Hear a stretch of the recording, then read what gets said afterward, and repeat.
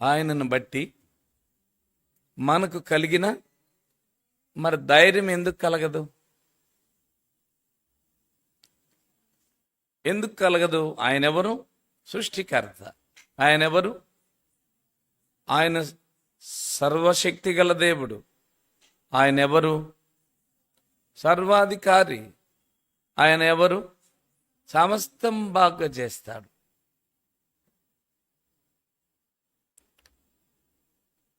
రోమాపత్రిక 8:31. ఐదవదిగా ఆయన ఎవరో చూడండి. రోమా 8:31.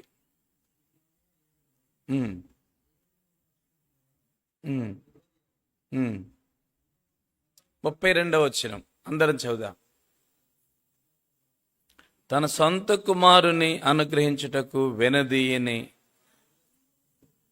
ఆయన, చదవండి.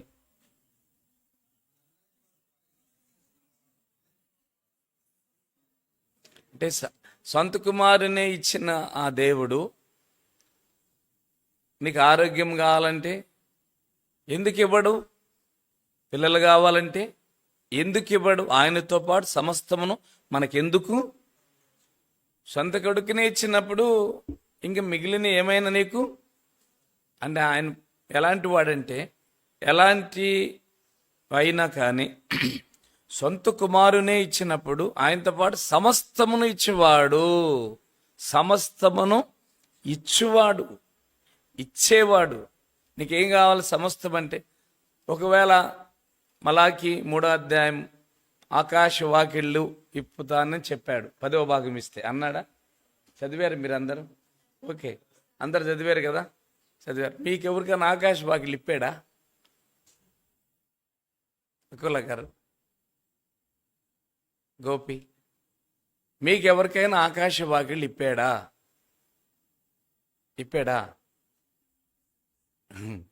ఇప్పలేదు. ఇప్పాడని చెప్తున్నారు. ఇప్పలేదు.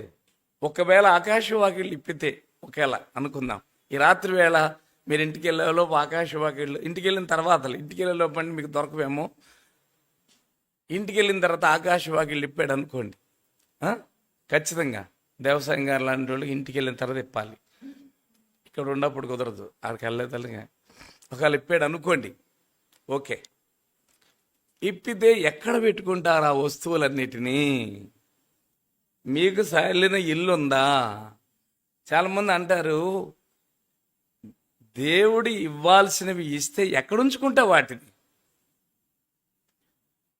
ఆడవాళ్ళకి ఆనందం వస్తే ఆగరు, దుఃఖం వచ్చినా ఆగరు. మగవాళ్ళు ఆనందం వచ్చినా కొంచెం తట్టుకుంటారు, దుఃఖం వచ్చినా తట్టుకుంటారు. ఆకాశ వాకిళ్ళు ఇప్పితే ఫస్ట్ నేను చెప్తున్నాను తగాదాలు వస్తాయని చెప్తున్నా. ఎవరితో తగాదాలు వస్తాయి? మన పక్కనున్న వదినతో, తోడు కోడళ్ళతో, అత్తమ్మతో, పెద్దమ్మతో, చిన్నమ్మతో. ఎందుకంటే వాళ్ళు ఆడుంటారు. పక్కన ఇది నాది, ఇక్కడ పడింది, ఇది నాది కాదు, ఇది నాది, నా మెల్లలో పడింది. ఇంకా ఎంత సమస్య అంటే మొత్తం పోలీస్ స్టేషన్లు నిండిపోతాయి. అప్పుడు ఆకాశ వాకిళ్ళు ఇప్పుతాడు. అంటే ఇప్పుడు మనం 5వదిగా ప్రభువుని గురించి, ఆయనను బట్టి అనేది, ఆయన ఎంత శక్తిమంతుడంటే మనకి ఏమైనా ఇచ్చేవాడు. సొంత కుమారుని ఇవ్వడానికి వెనుక దీని దేవుడు ఆయనతో పాటు సమస్తమును ధారాళముగా ఇచ్చేవాడని రాయబడింది. కనుక ఆయనను బట్టి అనే మాటలో ఆయన సృష్టికర్త, సర్వశక్తి గల దేవుడు, సర్వాధికారి అయి నిరంతరము స్తోత్రార్హుడు, సర్వాధికారి. తర్వాత 4వది సమస్తమును బాగా చేస్తాడు. అరికాల నుంచి నడినెత్తి వరకు ఎక్కడ బోల్ట్లు, జాయింట్లు లూజ్ అయిపోయినా మొత్తం ఫిట్ చేసి అనారోగ్యాలు ఉండకుండా చక్కని ఆరోగ్యాన్ని ఉంచే దేవుడు. అవే కాదు, ఇంటి బయట, ఇంటి లోపల, ఒంట్లో సమస్యలు, ఇంట్లో సమస్యలు, బయట సమస్యలు, సమస్తమును ఏం చేస్తాడు? ఆయన బాగా చేసేవాడు. నీ సరిహద్దులలో, మన సరిహద్దులలో సమాధానం ఇచ్చేవాడు. తర్వాత 5వది చివరిది ఏమంటున్నాడంటే, నా సొంత కుమారునే ఇచ్చినాను వెన్నది కారణం. ఆయనతో పాటు నేను సమస్తమును ఎందుకు అనుగ్రహించను, ఎందుకు ఇవ్వను? కనుక నీకు ఏది కావాలో అది ఇచ్చేవాడు. అయితే మన ప్రభువుకు తెలుసు నేను ఆకాశవాకి లేపితే భూమి మీద పెద్ద సమస్యలు వచ్చేస్తాయి. కనుక ఆ ఇల్లు ఎంత, హృదయం ఎంత, ఏమిస్తే తట్టుకోగలరు, ఏమిస్తే ఇంట్లో సరి చేసుకోగలరు, ఇంట్లో ఉంచుకోగలరు అని చెప్పి ఇంట్లో ఉంచుకుంటాను. ఒక ఆయనకి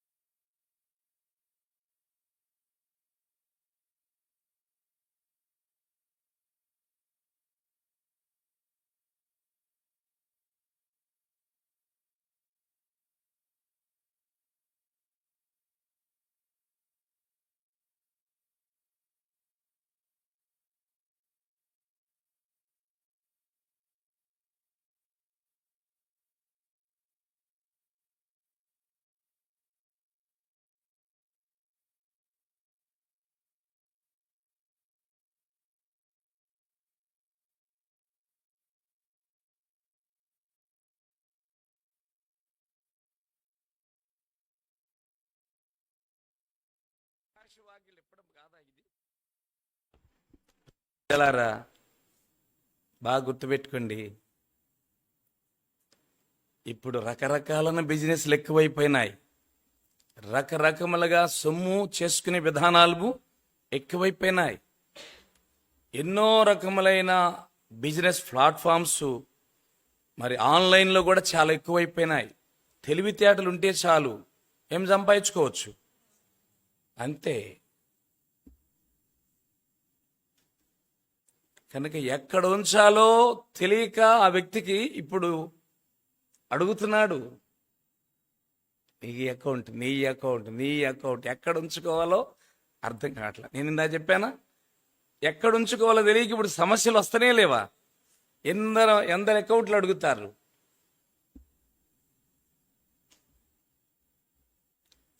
అయితే రెండవ భాగంలో ఆయనను బట్టి, ఇలాంటి మహానుభావుడు మనకున్నాడు, ఆయనను బట్టి మనకు కలిగిన, మొదటి యోహాను 5:14, మనకు కలిగిన ధైర్యం. కనుక ఇంతటి శక్తిమంతుడు మనకు ఉంటే మనం ధైర్యంగా ఉండాలి. అధైర్యం ఉండకూడదు. ఒక్కసారి దావీదును తన జీవితంలో పడరాని పాట్లు పడ్డాడు. పాపం, స్వయంకృత అపరాధాలు తన జీవితంలోనికి ఎక్కువైపోయినాయి. కావాలని ఆలోచించడం, కావాలని మాట్లాడడం, కావాలని దుష్ట ప్రవర్తనలోనికి వెళ్ళిపోయినాడు, దిగజారిపోయినాడు. తన వలన తను నెత్తి మీద తీసుకొచ్చి పెట్టాడు దేవుడు. 30వ అధ్యాయం చివరికి తనతో ఉన్న ప్రియ స్నేహితులే రాళ్ళు తీసుకుని తను చంపాలని చూస్తున్నారు. 30వ అధ్యాయం 6వ వచనం. చివరికి రెండు అంతా వద్దు. దావీదు మిక్కిలి దుఃఖపడ్డాడు, కుమారులను బట్టి కుమార్తెలను బట్టి జనులకు ప్రాణం. తమ తమ కుమారులను, అంటే కుమారులు కుమార్తెలు భార్యలు పట్టబడ్డారు. అందుకే తనతో ఉన్న జనులకు కోపం వచ్చేసింది. రాళ్ళు రవి దావీదును చంపుదాం అనుకున్నారు. అప్పుడు ఏం జరిగింది చదవండి. దావీదు తన దేవుడైన యెహోవాను బట్టి, అంత చదవండి మళ్ళీ. అది దావీదు తన దేవుడైన యెహోవాను బట్టి ధైర్యం తెచ్చుకుని, చదవండి అది, ప్లీజ్ రీడ్. నా ముఖం వంక చూస్తారు, అదే చదవండి. దావీదు తన దేవుడు, సారీ, 1 సమూయేలు 36వ వచనం. సారీ, 1 సమూయేలు 36. దావీదు మిక్కిలి దుఃఖపడే పరిస్థితి వచ్చింది. తమ తమ కుమారులను బట్టి కుమార్తెలను బట్టి ప్రాణం ఇసికి రాళ్ళు చంపుతామనుకుని రాళ్ళు లేపారు. తన దేవుడైన యెహోవాను బట్టి. ఏంటి అర్థం? ఇప్పుడు మనం చదివిన భాగంలో ఒక్కసారి మొదటికి రండి. మన దేవుడు ఎలాంటి వాడు? సృష్టికర్త. రెండవది సర్వశక్తి గల దేవుడు. మూడవది సర్వాధికారి అయిన దేవుడు. నాలుగవది సమస్తం బాగా చేసేవాడు. ఐదవది సమస్తమును మనకెందుకు అంటే సమస్తమును మనకి కావాలంటే ఇచ్చేవాడు. కొట్లుంటే చూసుకోండి, కొట్లుంటే సాయంకాలం మీరు ఇంటికి వెళ్ళలోపు అంతే. మన్నా కురిసింది, ఎంత తెచ్చుకున్నారు? ఎంత? అది అంతే కదా, అంతేనా కాదా? ప్రసెంట్ ఎక్కువ కావాలా వద్దా? ఇక్కడ మాట చెప్పండి, ఇక్కడేమనిపిస్తుంది? సరే,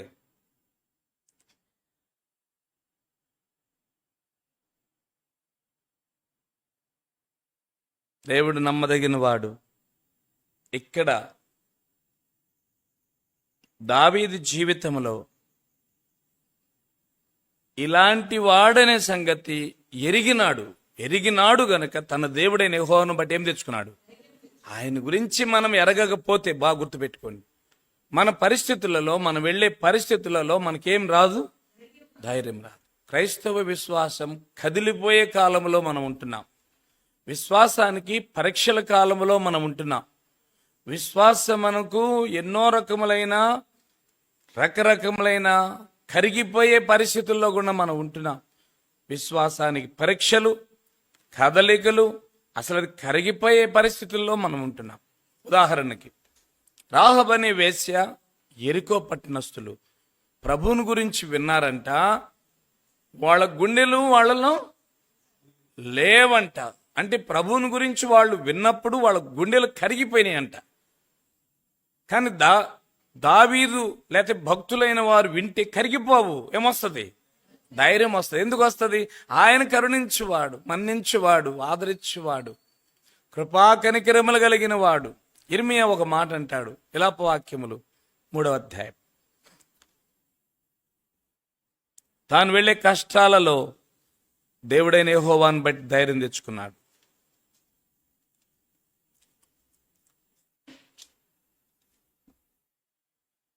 మూడవ అధ్యాయం 22వ వచనం.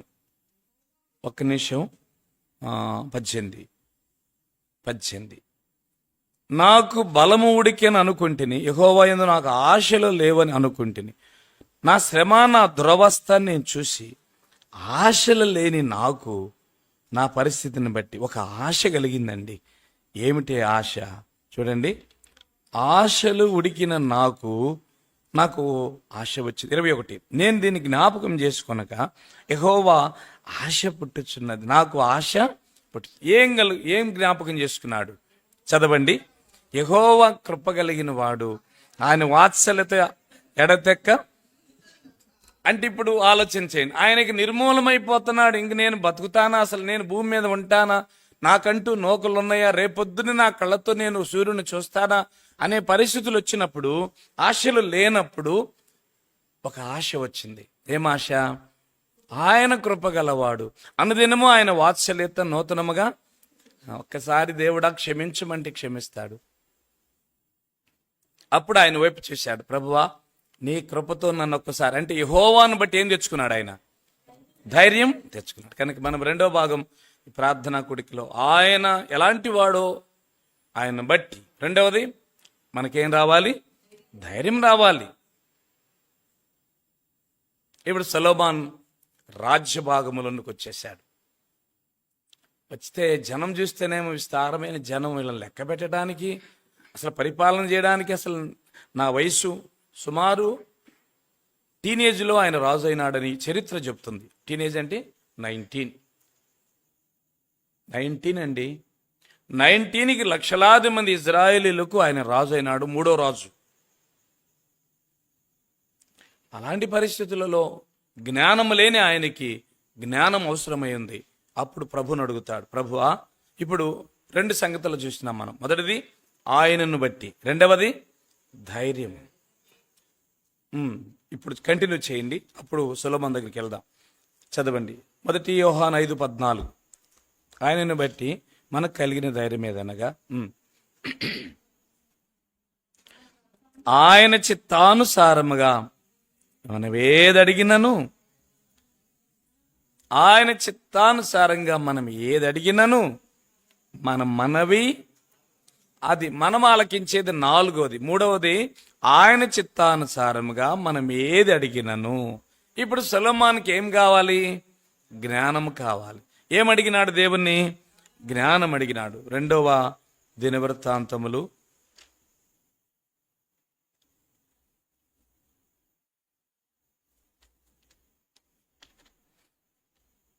2వ దినవృత్తాంతములు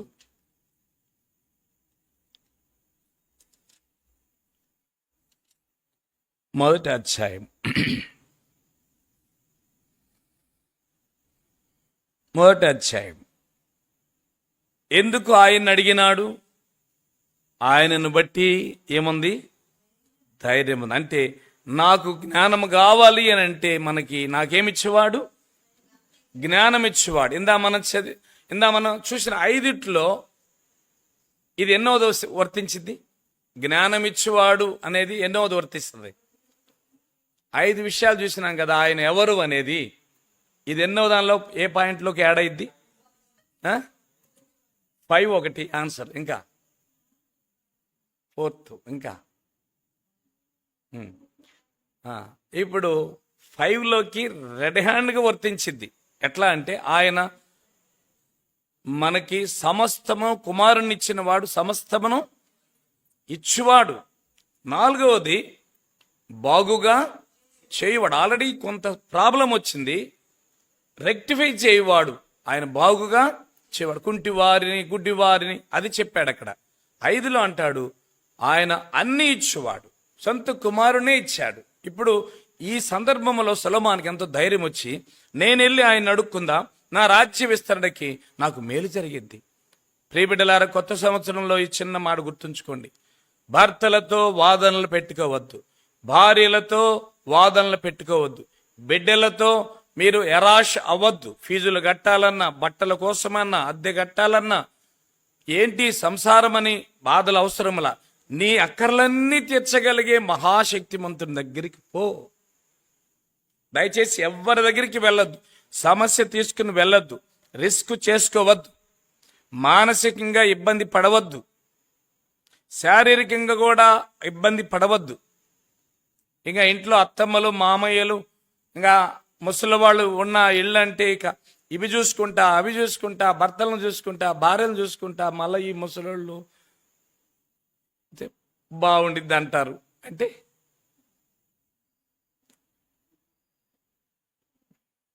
ఏంటంటే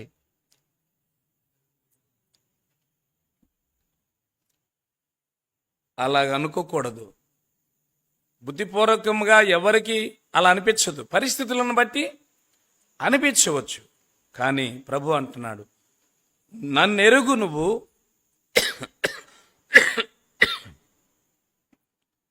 కీర్తన 55:22 నీ భారము నా మీద వేయి. సామెతలు 16:3 నీ పనుల భారము నా మీద మోపు, అప్పుడు నీ ఉద్దేశములన్నీ సఫలపరుస్తా. ఇప్పుడు 2వ దినవృత్తాంతాలు 1వ అధ్యాయం 7వ వచనం. రాత్రి యందు దేవుడు సొలొమోనుకు ప్రత్యక్షమై, నేను నీకు ఏమి ఇయ్యగోరుదునో దాన్ని అడుగుమని సెలవేయగా. 8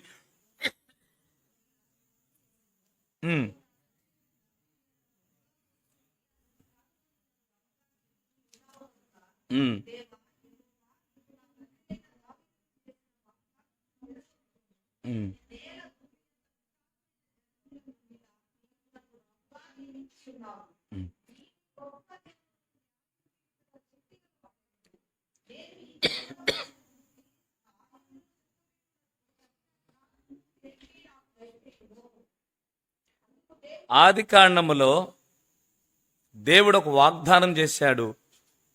అబ్రహామా, తూర్పు పడవర ఉత్తర దక్షిణములు కన్నులెత్తి చూడుము, నేను అట్లా ఆశీర్వదిస్తాను అన్నాడు. కన్నులెత్తి చూశాడు. ఆది కాండము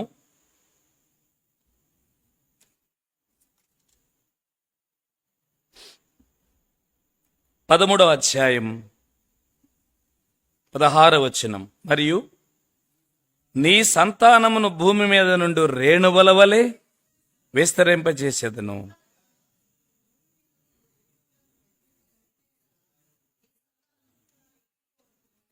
భూమి మీద రేణువుల వలె లెక్కింపగలిగితే నీ సంతానమును కూడా రేణువులను ఎవరు లెక్కించలేరు, నీ సంతానము. ఇప్పుడు అబ్రహాం ఏమంటున్నాడు? అంతటి సంతానం నాకు ఇస్తావా ప్రభువా అంటే అవును అన్నాడు. ఇప్పుడు ఈ మనుషుడు ఏమంటాడు? సొలొమోను, భూమి మీద ధూళి అంత విస్తారమైన జనుల మధ్యలో నేనేమై ఉన్నాను అంటే దేవుడు అన్న మాట అక్షరాల నెరవేర్చాడా లేదా? కొద్దో గొప్ప రీచ్ అయ్యాడా? అసలు నిజముగా రీచ్ అయ్యాడా? ఖచ్చితంగా లెక్కింప శక్యం కానంతమందిని ఇచ్చినాడు. నేల ధూళి, ఇంకొక స్థలంలో మనం ఆదికాండం 22వ అధ్యాయానికి వెళ్తే ధూళి అని చెప్పినాడు. అంత ధూళి లాంటి బిడలను ఇచ్చినాడు దేవుడు. మాట తప్పని దేవుడు నీకు నాకు వాగ్దానం ఇచ్చినాడంటే ఖచ్చితంగా నెరవేరుస్తాడు. ఆయన ఎవరో ఎరిగి మనం ఆయన పాదాల దగ్గరికి పోదాం. ఈయన వెళ్ళి అంటాడు, నేల ధూళి అంత విస్తారమైన ప్రజల మధ్య నేను రాజునై ఉన్నాను, నాకు ఏం కావాలని అడిగినాడు. 7లో నీకేం కావాలని అడిగాడు. 8లో నన్ను ఇంత గొప్పవారి మధ్య రాజుగా నియమించావు. 9కి రండి, చదవండి. దేవా, వాగ్దానమును స్థిరపరచు, నేల ధూళి అంత విస్తారమైన జనుల మీద నీవు నన్ను రాజుగా నియమించున్నావు. ఈ గొప్ప జనమునకు న్యాయం తీర్చే శక్తి గలవాడెవడు? నేను ఈ జనుల మధ్య ఉండి కార్యములు చక్కబెట్టినట్లు తగిన జ్ఞానము తెలివి నాకు. చదవండి. జ్ఞానము తెలివి అడిగాడు కదా, అందుకు సొలొమోనుతో ఇలాగ సెలవిచ్చాను, నీవు ఈ ప్రకారం యోచించుకుని ఐశ్వర్యం అడగలేదు, సొమ్మును అడగలేదు, ఘనతను అడగలేదు, నీ శత్రువుల ప్రాణమును దీర్ఘాయువును అడగలేదు. నేను నిన్ను వారి మీద రాజుగా నియమించిన నా జనులకు న్యాయము తీర్చుటకు తగిన జ్ఞానము తెలివి అడిగినందుకు. చదవండి.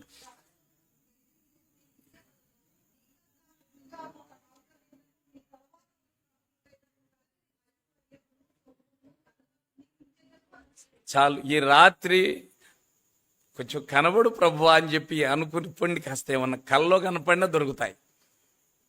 కల్లో కనపడినా దొరుకుతాయండి. ఒక ఇంటికి వెళ్ళినాను పన్నూరులో. 60 లక్షల బాకీ ఉంది. 60 లక్షలు రియల్ ఎస్టేట్ పనిచేసినాడు. 60 లక్షలు. అసలు నాకైతే నిరీక్షణ కూడా లేదు. నువ్వే పని చేస్తావు తీరుస్తావు అని అంటే, వాళ్ళ అమ్మగారు దేవుడి సేవ చేస్తుండిద్ది. నాన్నగారు కూడా ఉన్నాడు, ఏం పని చేయలేడు.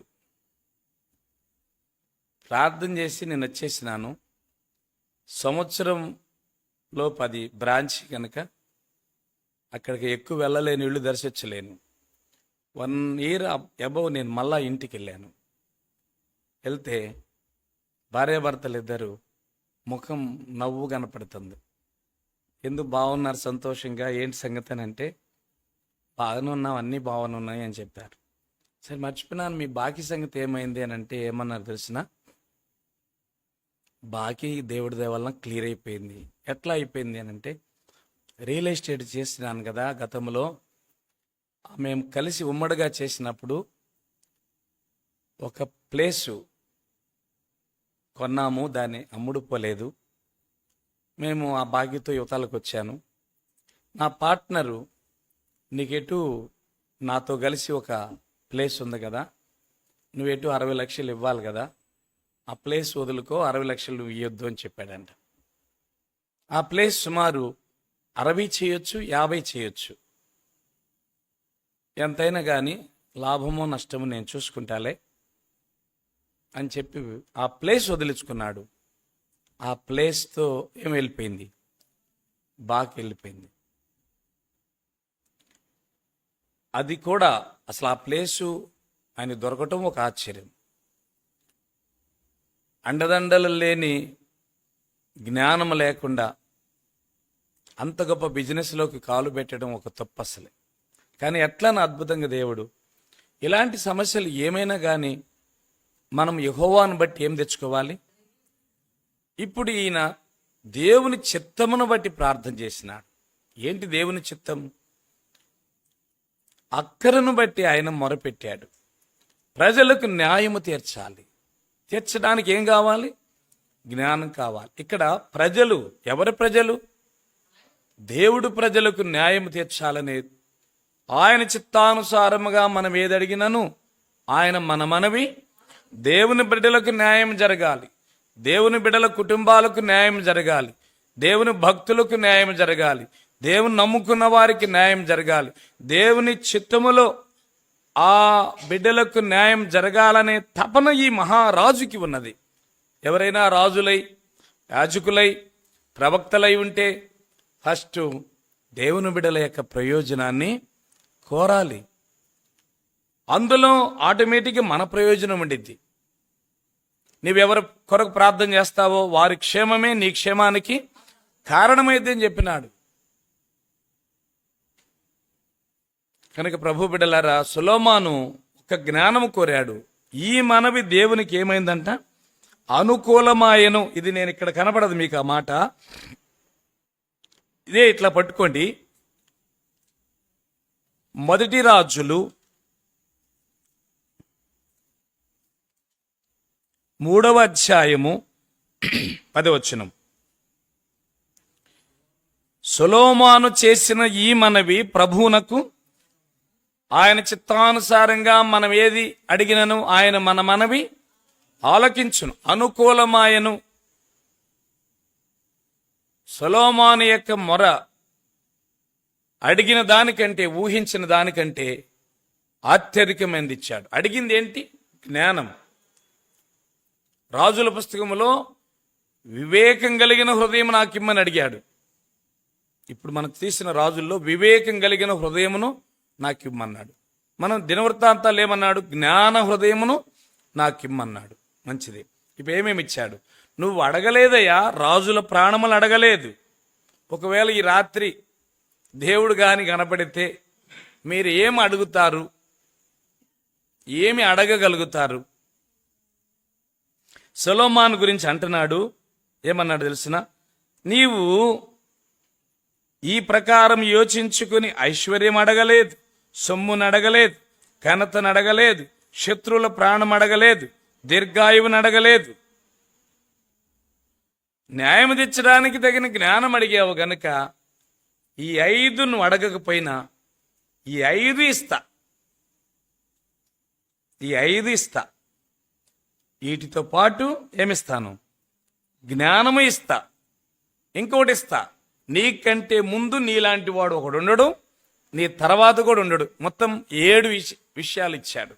నెక్స్ట్ అంటాడు, కాబట్టి తెలివి నీకు ఇయ్యబడును, నీకన్నా ముందుగా ఉన్న రాజులకైనను తర్వాత వచ్చే రాజులకైనను కలిగిన ఐశ్వర్యం ఇస్తా. నేను ఇంక ముగిస్తున్నాను. ఆయన ఎవరో ఎరుగుదాం, ఆయనను బట్టి ధైర్యం తెచ్చుకుందాం, ఆయన చిత్తానుసారముగా ప్రార్థన చేద్దాం. మన మనవి ఆలకించునన్నదియే, ఖచ్చితంగా ఆలకిస్తాడు. ఇది సత్యం. నువ్వు ఇంటికెళ్ళు, ఆ రీతిగా దేవునితో గడుపు. కలలో కోరికలు ఇలలో కూడా జరగవు అంటారు. కానీ ఇప్పుడు జరిగిందంతా కళ. ఇలా చెప్పండి, కళ. కళ, ఇది కళ. దేవుడు ఎలాగ ప్రత్యక్షమయ్యాడు? కళలో. దేవుడికి, తన భక్తులకి క్రీస్తు యేసులో ఉనికి కలిగిన వారు కళ ఒకటే, ఇలా ఒకటే. అర్థమైందా? వాళ్ళు ప్రార్థన చేసుకుని నిద్రపోతారు, కల్లో మాట్లాడినా ఇళ్ళలో మాట్లాడినట్లే. వాళ్ళకి కల్లో ఉన్నారు, నిద్రలో ఉన్నారని లేదు. ఆయన భార్యని విడిచిపెడదాము అనుకుంటా ఉంటాడు. అప్పుడు కలలో ఆయనకి ఏమైనాడంట? యేషోబుకి ప్రత్యక్షమై, బ్రదర్ పొరపాటుగా ఆలోచిస్తున్న సిస్టర్ నంబర్ 1, జరిగింది నా వలన జరిగింది, నేను నిర్ణయం చేసినాను, చక్క ఇంట్లో చేర్చుకున్నాడు. అలాగే సార్, నమస్తే సార్. ఎక్కడ జరిగింది ఇది? కల్లోనా ఇళ్ళలోనా? కళ్ళలో. కనుక దేవునికి మన జీవితం ఆయనలోకి వెళ్ళిపోయినాక అది కళ లేదు, ఇలా లేదు. ఆ రెండు ఆయన దృష్టిలో పరిశుద్ధంగా, అంటే ఆ మనుషుడు, ఆ రక్షించబడిన వారు క్రీస్తులో పరిశుద్ధులుగా ఉంటే తిరిగే లేదు వారికి. ఎప్పుడైనా దేవుడు మాట్లాడతాడు. అందుకనే దేవుడు భక్తులతోనంట కళల ద్వారా మాట్లాడతాడు, దర్శనముల ద్వారా మాట్లాడతాడు, ప్రవక్తల ద్వారా మాట్లాడతాడు అని వాడుకుంటాడు. కళను వాడుకుంటాడు, దర్శనాన్ని వాడుకుంటాడు, ప్రవక్తను వాడుకుంటాడు. ప్రభుత్వం అట్లాంటి ప్రార్థన జీవితము దేవుడు సమృద్ధిగా మనకిచ్చి దేనికి కూడా ఆధారపడద్దు. దేవుణ్ణి నిజంగా అనుభవిద్దాం. అనుభవించి తద్వారా కలిగే దీవెనలు మనం పొందుదాం. మన కుటుంబానికి ఇద్దాం, మన సంఘానికి ఇద్దాం, మనతో అంటిపెట్టుకుని ఉన్న అన్ని జనులకు కూడా రుచింపు చేద్దాం. అప్పుడు మన ద్వారా కొంతమంది అన్యులు కూడా రక్షణ పొందుతారు. దేవుడు ఎట్లు మాటలను దీవించును గాక.